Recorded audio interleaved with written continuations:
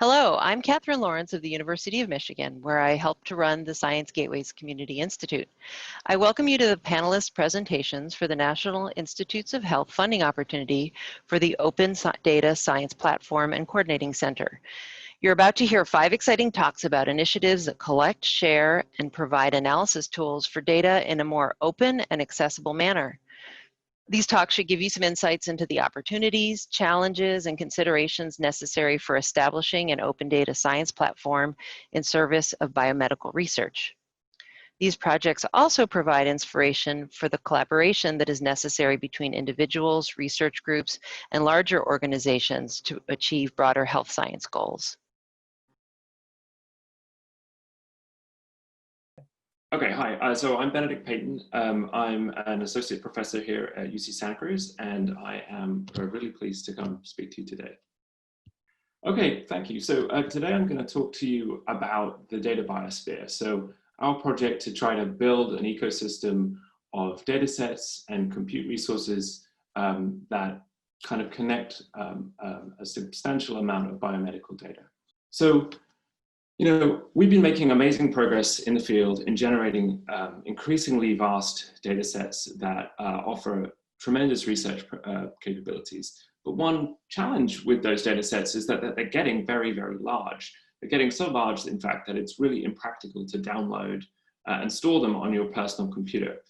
And so we're entering this world in which funding institutions and practicality dictates that it's no longer possible to take the data and bring it to you, bring it to your laptop or bring it to your institution, right? We can't afford to have N copies of the data.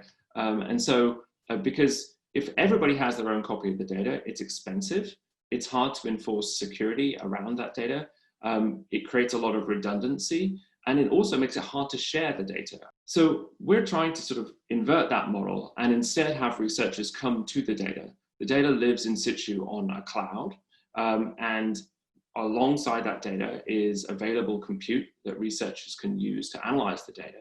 And we can essentially provide resources and services and applications, as I'm going to describe, that allow us to both reduce that amount of redundancy, sort of create layers of security and threat detection around the data so that we can know who's accessing it and make sure that appropriate responsible research is happening, make it ultimately more accessible to researchers who don't have large institutional compute infrastructure, and because the cloud is very elastic, potentially enable larger scale analyses that just weren't possible in the past.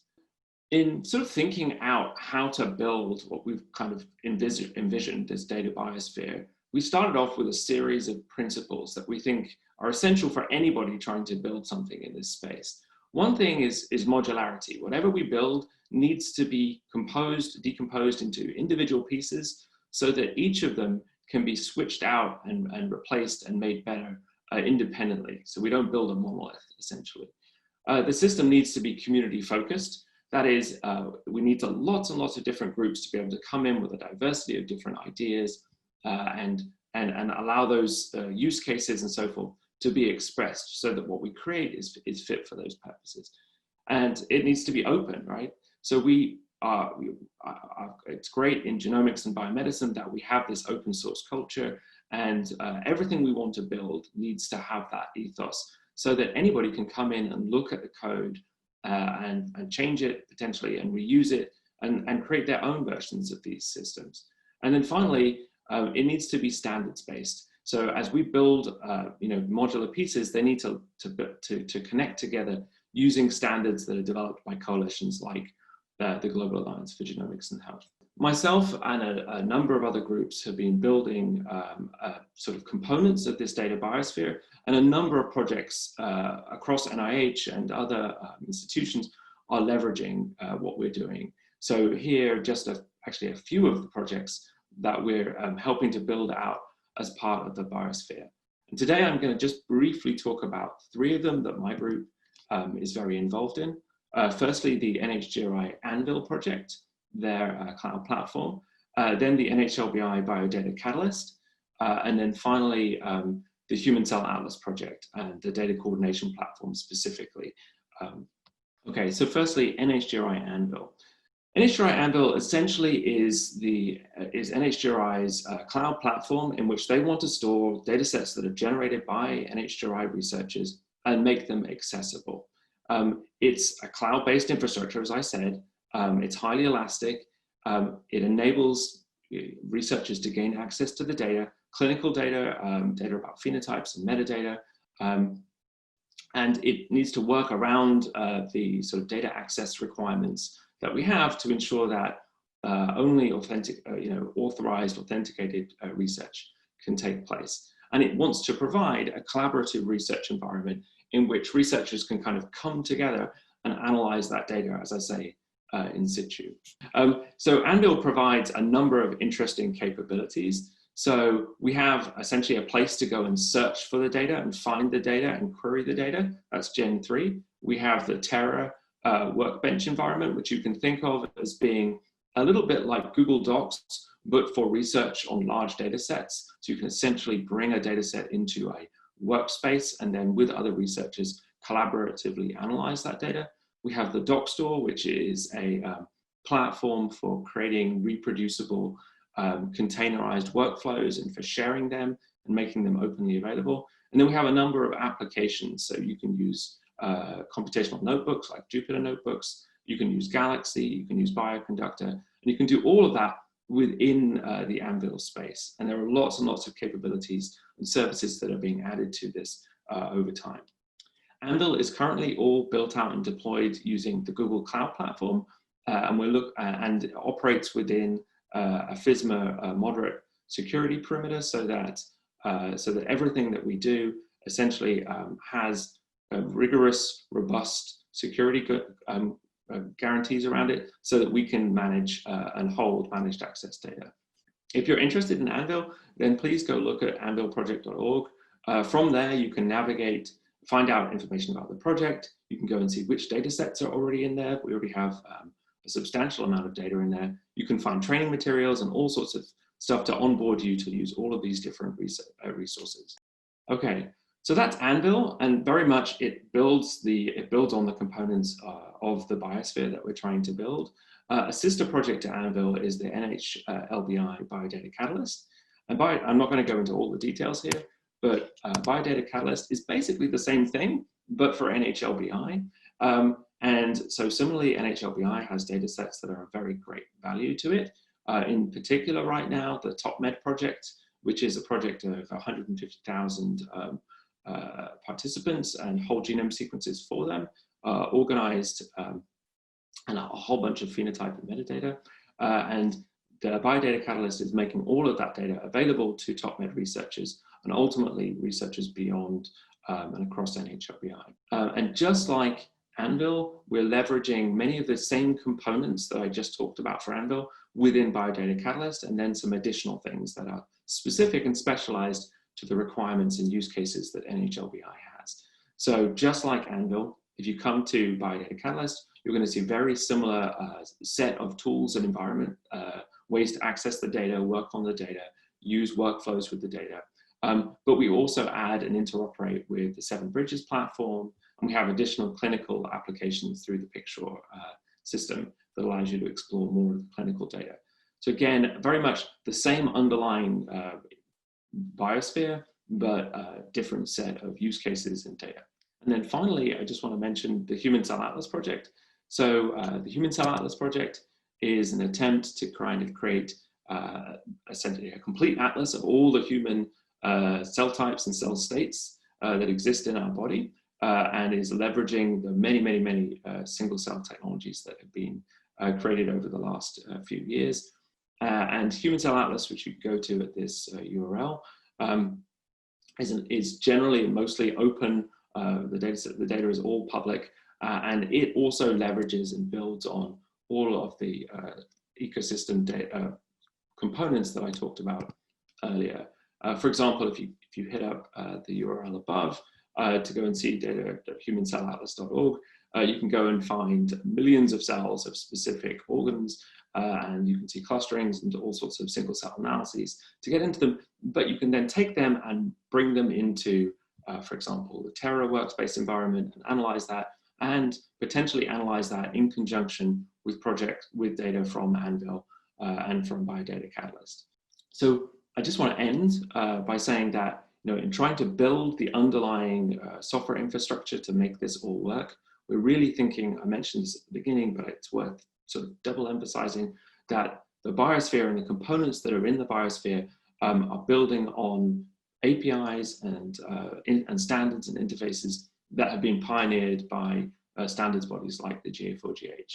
And by doing that, we're going to make it easier and simpler for other groups to come and reuse what we've created and indeed interoperate with us by standing up their own services and their own systems and allowing data to be sort of analyzed across these platforms, because that's where we want to get to, and not a siloed world, but a world in which things interoperate. Okay, and with that, I just want to thank the large number of people who were involved in this project, both at UC Santa Cruz and then at University of Chicago, at the Broad Institute, at Vanderbilt, at OICR, at Human Cell Atlas, and our funders, and the folks in specific projects like TopHead and GTEx.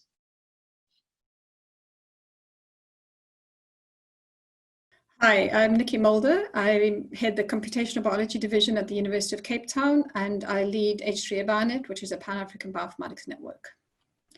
So I'm going to be talking about H3A-BioNet, which is a Pan-African bioinformatics network, and I'm Nicola Mulder. I run this network. So there's no doubt about the importance of African genomic data. This is both human and pathogen data.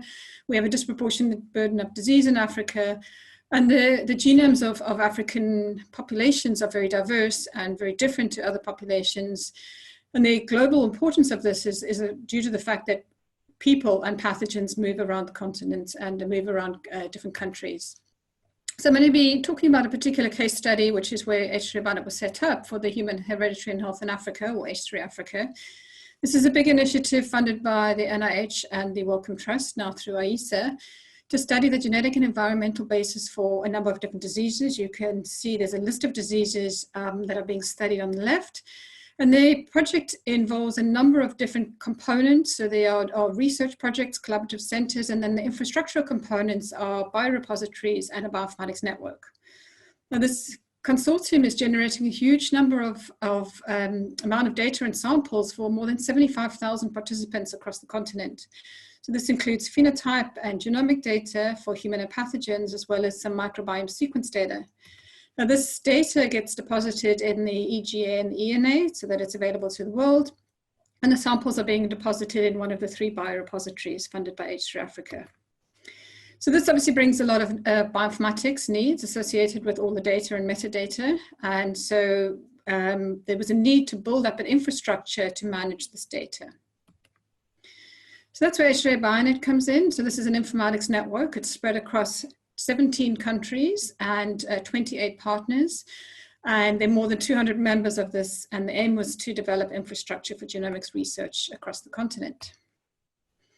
So the role of H3A-BioNet in H3 Africa and generally in genomics projects is to build a computing infrastructure and access to computing, to provide containerized workflows for data analysis and support for these, to standardize and harmonize data so that it's more valuable to the public and to enable meta-analysis, to submit the data to the public repository, so acting as a central data coordinating center, generally to make all the materials and the data fair and therefore accessible as well via a catalog.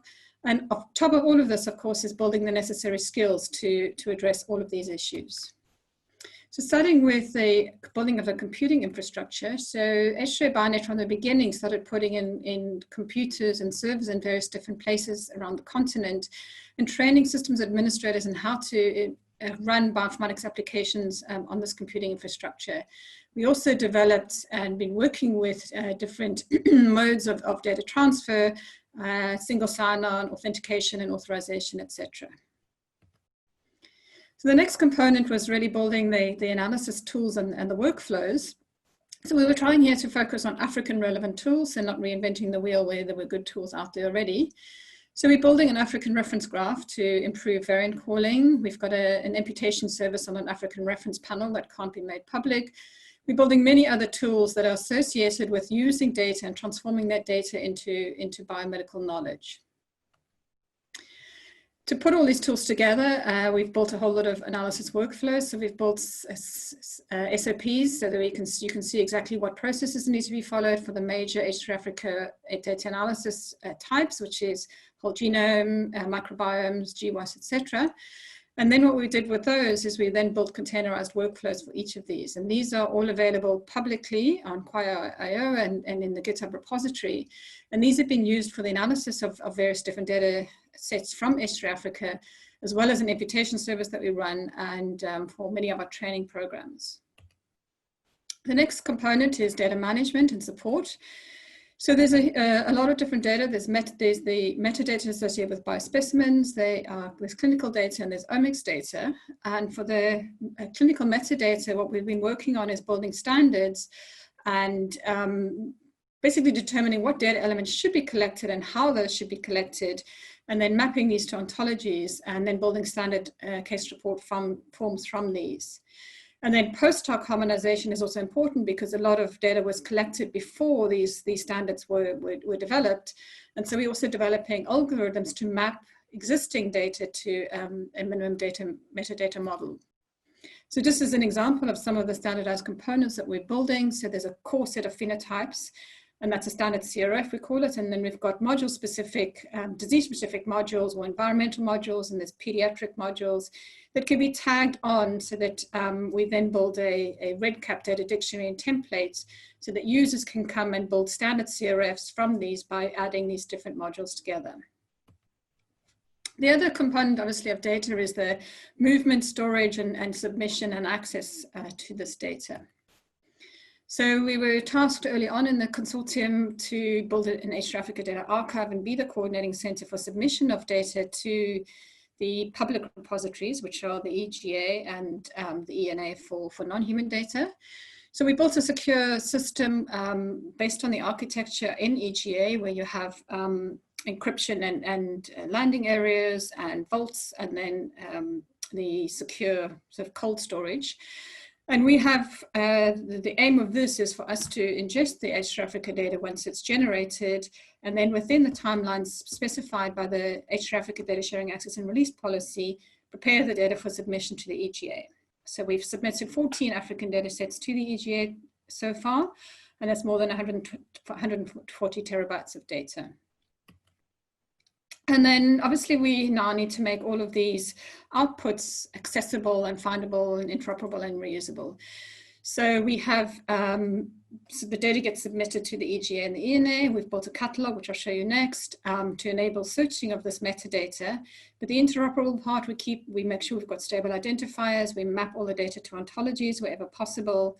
And then we have also access mapping to the data use ontology to show what the access requirements are or access limitations might be. And wherever possible, we adopt GA4GH standards. That's a global alliance for genomics and health.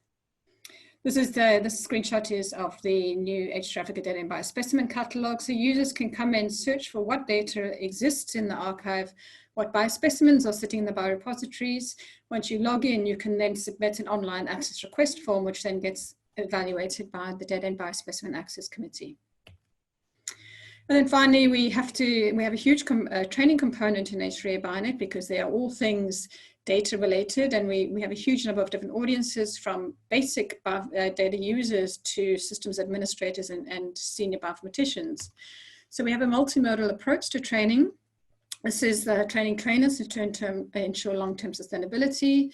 We run face-to-face workshops. We've organized more than 30 face-to-face workshops so far. We host interns. And then our flagship program is actually a live online training where we have remote classrooms and live online training that reaches up to 1,000 participants at any one time over a 4-month period. We also run hackathons and data jamborees, which are very goal-orientated to come out with either analysis or a new tool. So in summary, we've developed expertise in genomic data analysis, workflow development, data management, data harmonization, got a lot of experience in building REDCap clinical databases now.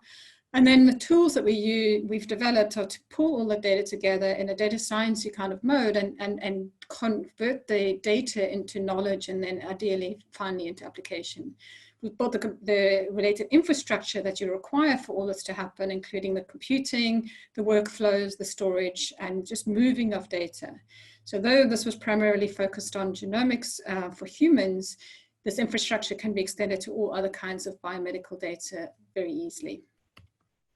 With that, I'd like to acknowledge the H3 Consortium. The project's divided into different work packages led by these work package chairs and co-chairs. We have a very able and competent technical team at H3 Central at UCT, and I'd like to acknowledge the funding from the NIH Common Fund. Thank you for your attention. So good day, my name is Veldsman. I'm the Director of the Scholarly Publishing Program at the Academy of Science of South Africa.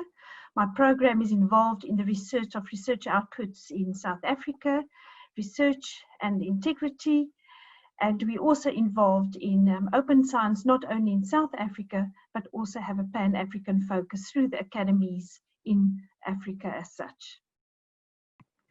So this afternoon, I would like to talk about a project called the African Open Science Project.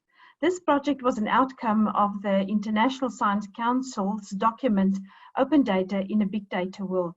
It was a 3-year project running from October 2016 to October 2019. So the first phase, namely the pilot phase, has come to an end now, and we are currently busy setting up phase 1 of this particular project. It was funded by the Department of Science and Technology through the National Research Foundation, and it was managed by the Academy of Science of South Africa. This pilot study had 7 very specific deliverables it had to deliver to the donor funder, namely that we had to establish an African Open Data Forum. It's a little bit deceiving if you look at our title, namely the African Open Science Platform, because I'm sure in this audience that we're speaking to in this particular panel, it rings a bell of software and hardware and infrastructure, etc. But it wasn't in the pilot phase. Our main goal was actually just to establish a forum whereby we could create a place where African scientists and researchers could discuss open science and open data as such, and also a forum in which we could connect the dots, because that was the main focus of this project, is to connect the activities in terms of open science and open data on the African continent. So this project was launched at the Science Forum South Africa in 2016, and I think what is very important to note, which I will not deal with today, and that is that we had to compile a framework for open data policies, a framework for incentives for sharing research data, which was a very important one, as we did find mainly that researchers in Africa did not share their data because of many complex issues and reasons. And then we also compiled a framework for capacity building in research in open data. The one that I'll touch upon this afternoon is the roadmap and the framework for e-infrastructure, and then also just perhaps explore a little bit of what we found in the landscape report on open science and open data in Africa.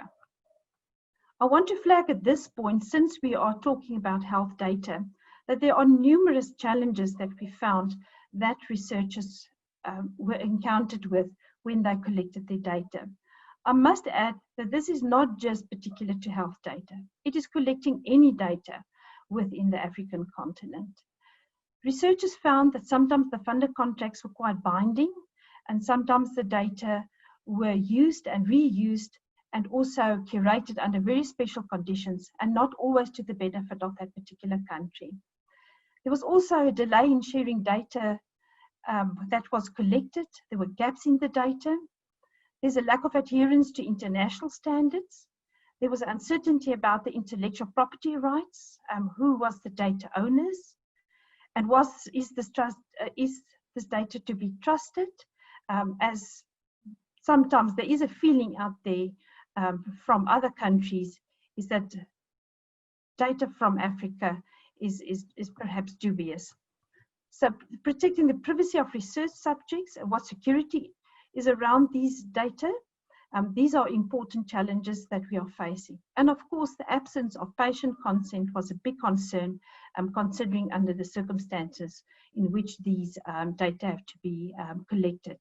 And of course, the adherence to FAIR principles. I think some of the things that I've mentioned actually resonates with the previous speakers, in which they highlighted it is important to set up a proper data repository that is recognized in the world as a trusted repository. It was important for us to understand what open science activities were taking place on the continent. And it was sort of connected to political willingness. We struggled with the word political, but in the end, it is governments that funds research and development within the particular countries. We also found that research is funded in Africa through external resources and not necessarily through governments of the particular countries. There were a few countries that we could see that there were movement from the governments to fund the research and development. So we developed a particular grid to understand where would it be sensible in planning this project further, where we could start discussions on open science and open data and collaborative projects. As you can see, some of the countries of Africa, there are high density of these particular dots. And that was quite indicative to us that those countries were in a particular position and perhaps more ready than other countries to start discussions on open science. We did find that there were many open science, open access, and open data projects on the continent. They are decentralized and not very visible to the outside world of many reasons. If we look at the registries where you can actually register, for instance, your data repository. They were very low on the radar, and Africa is not very well in enhancing its footprint into the world of sharing data as such. This to me is a very important map showing connectivity in Africa. This is a map depicting the research and education networks which we consider as being very important when we start to talk about infrastructures, connectivity, collaborations, sharing of data, etc. So what we have here is on the eastern side of Africa is a very well organized group of countries. They group themselves under the SADC, the Southern African countries, not only politically, but also geographical. That's the oldest consortium of research and education networks in Africa. You can see they're very well organized, not also in terms of high performance computing centers, and then the SKA, in other words, the astronomy, to which Professor Russ Taylor would talk about in his talk, and then science gateways. You can see that the population thereof is much higher in the southern countries. On the northern borders, we have ASRIN, that's Arabic countries. That's a very young consortium of research and education networks, but you can only see 2 countries being connected. And then, of course, on the western coast is WACRIN, with only 2 countries being connected. So you can see that there are still many countries in Africa not connected to research and education network. And when we start talking about collaborations, that these connections are extremely important. There are also a lot of discussions about what are the possibilities of mobile connections to deliver on these data sharing and collaborations as such. This is a graph that shows you that in 2016, 70%, I think maybe let me just retract and say that we know that the mobile connections in penetration in Africa are very high. But if we actually look at the breakdown, 70% of it is 2G. And if we look at 28%, it's 3G. And we look at 2%, it's 4G. And it's only from 2020 where Africa started to look at 5G as a possible mobile connection mode for Africa. But still projections are that it will going to be very low. And the penetration is also not what initially was thought, and mainly for the moment is because of the cost of mobile connections in Africa as such. So if we just scan through the infrastructure challenges, I think it's a very sort of a gloomy picture that I'll be showing here, but I think it's important if we talk about data sharing. The previous speaker, Benedict, talked about some wonderful ideas that crossed our mind when we looked at possible solutions for Africa, but the situation is still dire. So there are selected governments who has a very low awareness of the value of research and education networks. And some networks, as I've shown you, is not operational with low and even no budgets. The biggest problem is that commercial public internet service providers is a threat to research and education networks. And whilst the research and education networks do far more than just being an ISP, there's a huge monopoly by these commercial public internet service providers, especially in Central and West Africa. So much so that they closed down the access to cable landing stations, and they would not allow other competitors into the market, keeping the costs extremely high in terms of the connectivity. Power outages on the continent interrupting the internet service delivery is rife. It is a common problem in the countries. And of course, when we interrupt internet services, we also interrupt science. At one stage, we did think that cloud services would be the ideal, considering that all the hardware and software is sitting in the cloud, and it can be pushed to the researchers' network in terms of the access. But again, it is very expensive. We do find that in the 3-year period that we were looking in this project, that the costs are coming down and there are more role players in this field. So the competition based are much higher. When Professor Nicola spoke about H3A Bionet, of course, this was one of our landmark projects in the projects as such, because of the work they've done. And I don't have to convince you about the excellent work they're doing and how they're actually going about to construct these data repositories. But they're making also use of medium-scale server infrastructures, lots of problems about the data not being trusted, and of course the infrastructure is not funded. So the sustainability and the maintenance and the curation of the data on those platforms are highly problematic. We also find that researchers have a small number of computer workstations, and that sometimes even donated servers and software are already outdated. Data management is also a main problem. Data management plans are not the norm, and that's due to the lack of policies and funder requirements within these particular countries. And the biggest problem is that there's a lack of centralized secure infrastructure that makes collaboration and data sharing and storage impossible in some cases. Just for your information, we only have one core trust seal repository on our continent and sitting right in Cape Town at UCT. So there are few repositories that use proper data repository software or science gateways, and that they have tailor-made for their purpose. And of course, the non-adherence to international best practice regarding persistent identifiers, metadata, licensing, intellectual property rights, data citation, archiving, and backup of data is still problematic, and still we need to raise awareness about these very important issues when setting up repositories. There's no incentivization to share data, because the researchers want to exhaust publication possibilities before they actually share the data. And of course, the training of the researchers in their new role of data collectors and curators are also very important. And because suddenly researchers are expected to be knowledgeable and trained in these areas as well.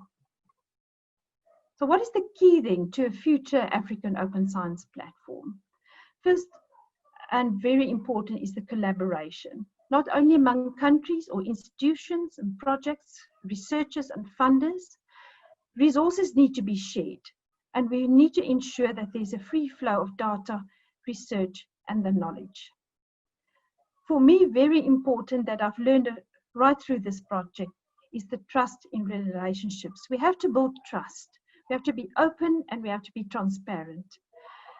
Researchers want to trust others for having their best interest at heart, and not because of the profits they can make from the research being conducted in Africa. It must be researcher driven. Right at the end of our project, I think that was the biggest missing link in all the work we did, is the fact that researchers were not necessarily included when setting up the infrastructures to collect the data from, and the needs of the researchers need to be addressed.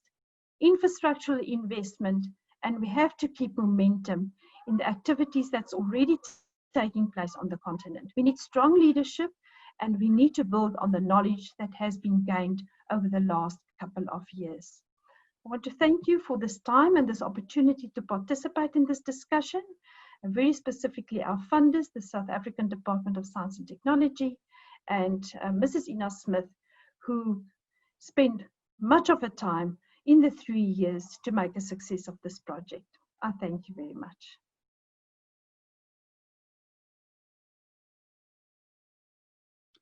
Hello, everyone. My name is Russ Taylor.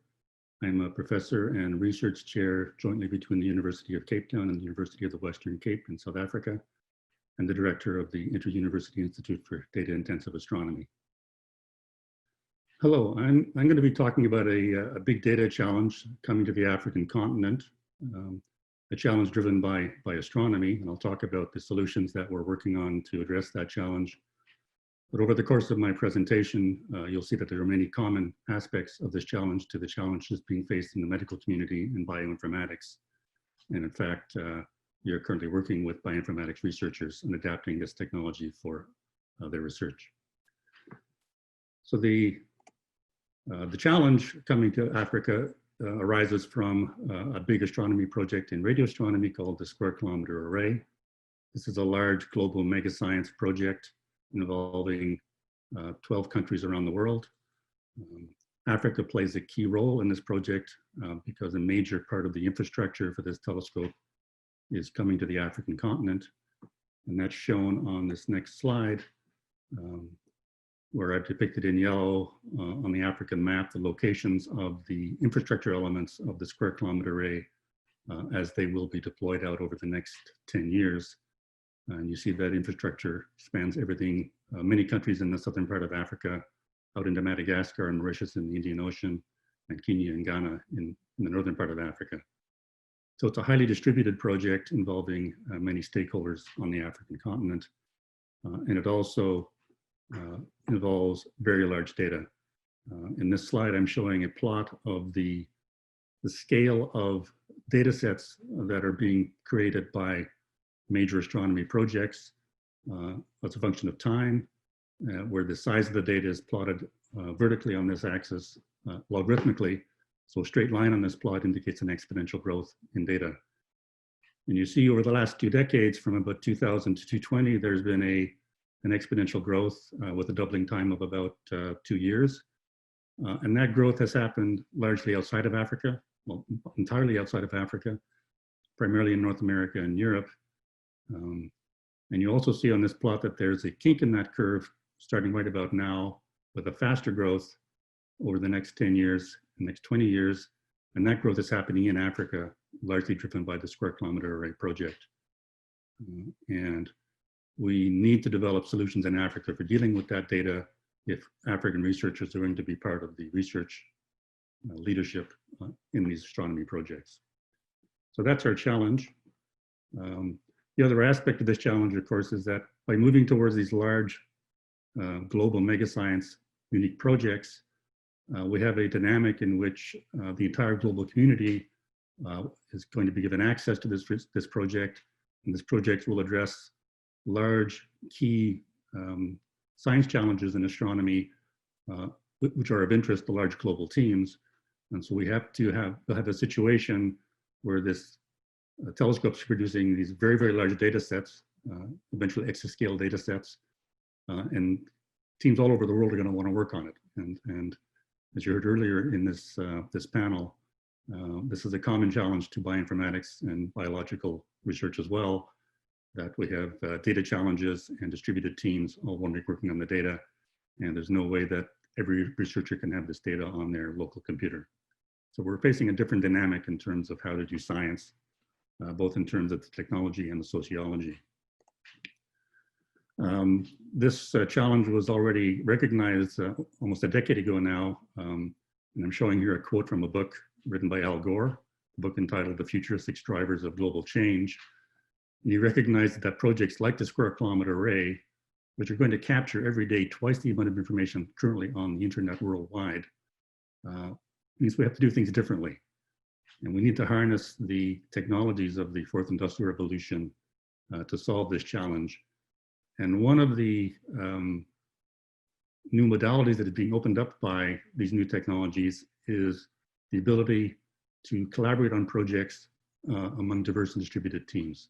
We no longer have the old model of hierarchical in-house solutions to problems, but we now can harness the diverse talents of a global community if we can provide them the means to work with the data and to bring their knowledge and expertise to bear on the problems.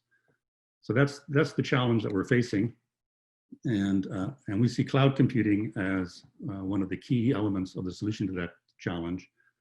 And we have established in South Africa a cloud computing facility dedicated to data-intensive research.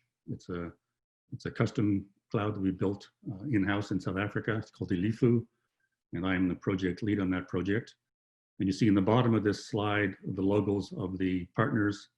We have 5 South African universities involved in the project. We have the Square Kilometre Array project, and we also have the South African government through their National Integrated Cyber Infrastructure System and Strategic Plan. So between all these partners, we've jointly funded the development of a cloud to work with big data driven by the development of the Square Kilometre Array. But in fact, with the ILIFU, we've targeted 4 strategic areas to address. Of course, the key one is astronomy, solving data-intensive priorities for the projects leading up to the Square Kilometre Array. We're also working with bioinformatics researchers at the University of Western Cape, at the University of Cape Town, and Stellenbosch universities. The lead University of Cape Town researcher is Nicola Mulder, who you heard earlier in this talk, and some of the work she talked about is being done on the ILIFU system. We also have a team working on research data management, how to effectively manage the data outputs of the science programs. And we're also working on the next step in technology, which is to federate this cloud among a globally distributed network of cloud providers to build an international network and a commons for working with big data and astronomy. So this graphic sort of shows you the modalities and with which the cloud provides services to the researchers and how we empower the end researcher to work with the big data. So everything on the left in this diagram in the dashed box is hidden from the user, but it contains all of the technologies that we need to deploy to provide platforms and services so that researchers can work with big data. And on the right are the interfaces that users can use to access the resources. We have, like you heard earlier, in the bioinformatics domain, we have a Jupyter Lab environment, which allows users to fire up as a web service, a programming environment, which provides access to the virtualized computing environment in the cloud, and also all the data for which a user has authorization to access. So all the computing power and the platforms and the data are hidden behind the Jupyter interface. So there's a very powerful computing environment that they're tapping into with the interface. For the real geeks, we have the command line shell access. We also have the capability for projects to manage their own resources and users through an OpenStack tenant environment. And we've developed a visualization system, a server client model for visualization where all of the heavy lifting happens on the cloud, but the user interfaces this through a web environment. So you can visualize tens of terabyte size data sets with your iPhone if you wish. So that's the basic architecture of ILIFU and the way users interact. This is a plot showing since the launch of ILIFU in 2018, the growth of our user base. The blue graph shows our astronomy users, and the red graph shows our total users. And the difference between astronomy and total is the bioinformatics use of the system, which you can see is growing with time, and now represents about 10% of our users. I like to show this plot because it shows the distribution of users on the system by country and institution. And what you're seeing here is that about 70% of the users are from within South Africa, but 30% come globally, primarily from the UK, the Netherlands, the USA, and several European countries. And when the SK project came to Africa, there was a concern that we might be confronted with the old paradigm of the African science and engagement with the international community, where data is produced in Africa but then shipped offshore to the US or Europe institutions for data processing and harvesting the research from the data, and where Africa becomes a provider of data but not as engaged in the actual leading research. So this graphic shows that what we've set up here is a cloud system which actually is servicing users in South Africa and empowering users to work with big data, but it's also a system that's used globally by our collaborators on these projects. So it models both the fact that we are building a system that empowers African users, but also it's a global partnership and involves research with institutions around the world. An important aspect of this system is the training aspect, which demonstrates two things. One, the capability to reach out anywhere in Africa to bring researchers to the data, and also the great opportunity for empowering and exciting a new generation of researchers all across Africa in this new paradigm of working with big data sets and doing research. So what I'm showing here is an event we hosted in Madagascar last year. And you see a bunch of students clustered around a table in basically a hotel in northern Madagascar, using the hotel internet to connect to the ILIFU cloud and running big data problems on that cloud. And so basically, you don't need great connectivity to work with this data. You just need connectivity, basic connectivity. Mobile connectivity is enough because all the heavy lifting is done in the cloud. And so this provides access to researchers anywhere in Africa to working with the big data sets. And here's another picture of a similar kind of event we hosted in Botswana also last year. So it really is a powerful new paradigm for enabling end users to work with big data and without having to have massive resources where you are. The other aspect of the cloud is, of course, the impact on open science and reproducibility. It's recognized. I'm showing here some excerpts from an article in Nature and notes from a conference at the Turing Institute in the UK in 2016, about how the cloud opens up a new possibility for open science. The fact that the execution environment is virtualized means it's decoupled from any particular hardware or any location. The fact that we can capture all of the software and the data and the execution in a container means that it's transportable to any other cloud around the world. So it offers a technology to underpin a mode for open science around big data sets. And we've begun a conversation with global partners about building a federated cloud environment, which would not only build a common ecosystem for working with big data sets and astronomy, but also be a platform for this open science mode, where we can distribute and reproduce scientific results anywhere within the federated cloud environment for researchers. I'll just wrap up by, you heard earlier from Susan Veldsman about the African Open Science Platform. My institute idea was engaged with Ina and Susan in developing the framework and roadmap. And we believe that cloud technology and federated cloud technology will be a key underpinning to building the kind of platform that we need for open science in a Pan-African context. We are looking forward to working with the Open Science Platform project to make that a reality. So thank you very much for your attention. I think that developments in Africa are happening quite rapidly, and we are working to solve big data challenges in astronomy, which will directly transfer to the kind of challenges that you're facing in the medical and bioinformatics regimes.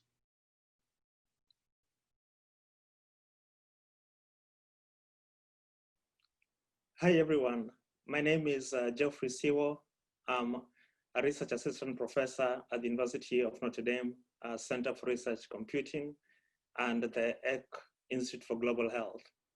My talk today is going to focus on how we can think beyond open data think about how to connect people, computers, and the various emerging technologies like artificial intelligence and machine learning.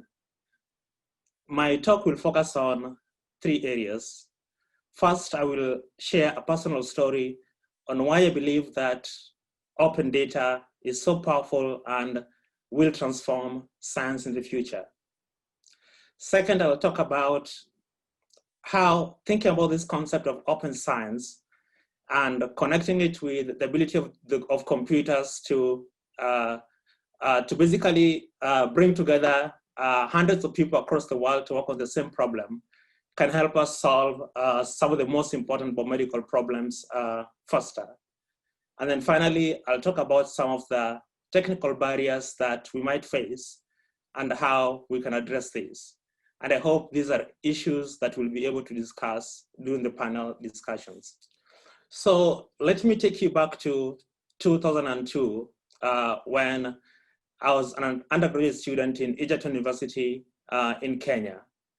And back then I became very interested in understanding how virus-like elements in the human genome might interact with HIV.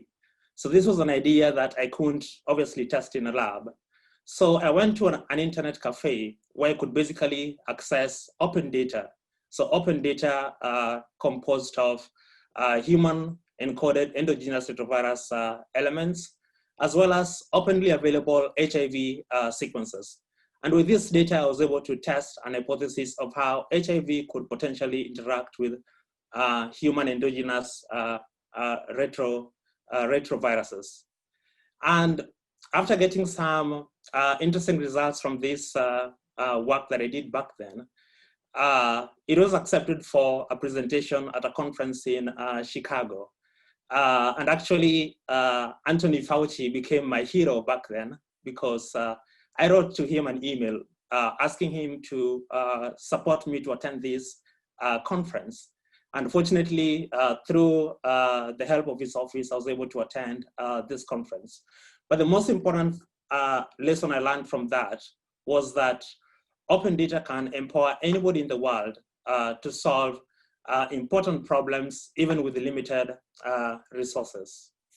Let's fast forward to what I'm doing today, which is basically exploring ways through which we can use the power of the internet to bring hundreds of people across the world to work on some of the most important biomedical data problems. And I'll give one example of what a project we call the Malaria Dream Challenge Project.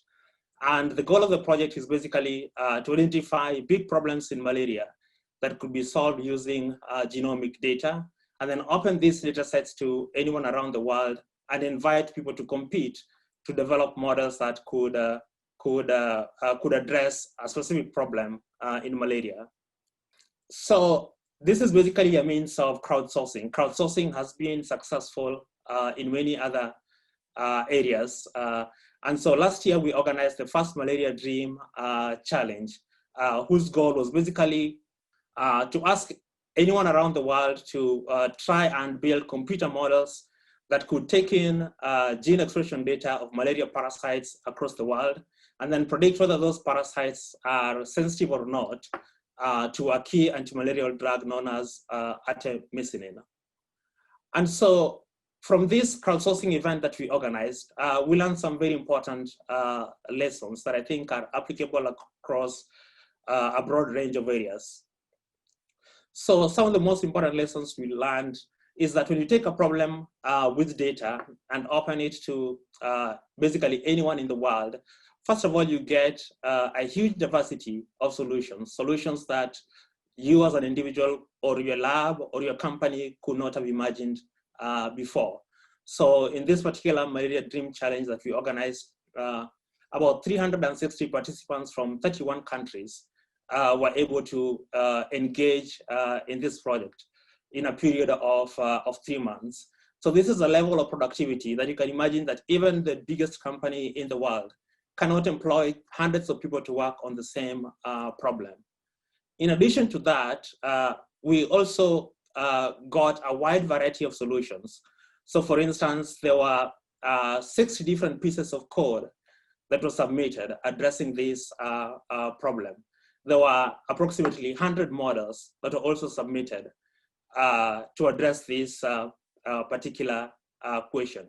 So this is a very powerful approach of solving biomedical problems using open data, but of course it requires that those data be openly accessible.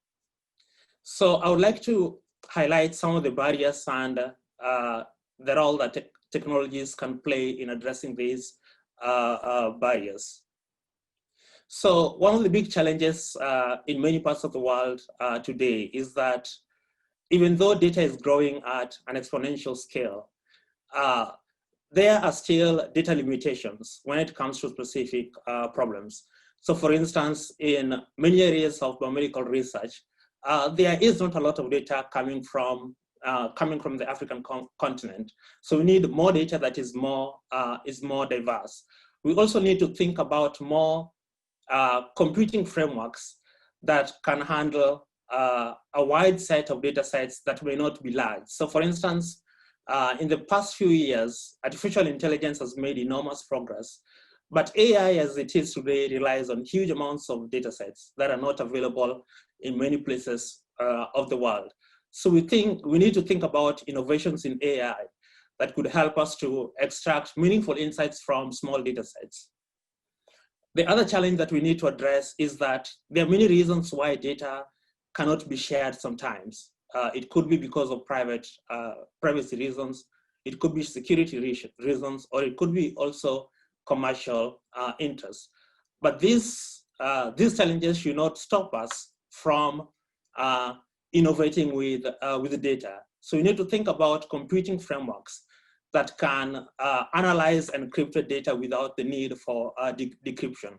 Because if we do this, then it means that a wide number of people can actually have access to these data sets without threatening the security or the privacy of those data sets. And two frameworks are the use of privacy-preserving computing, as well as the use of trusted execution environments, which are new forms of hardware that enable secure analysis of data without outside sharing.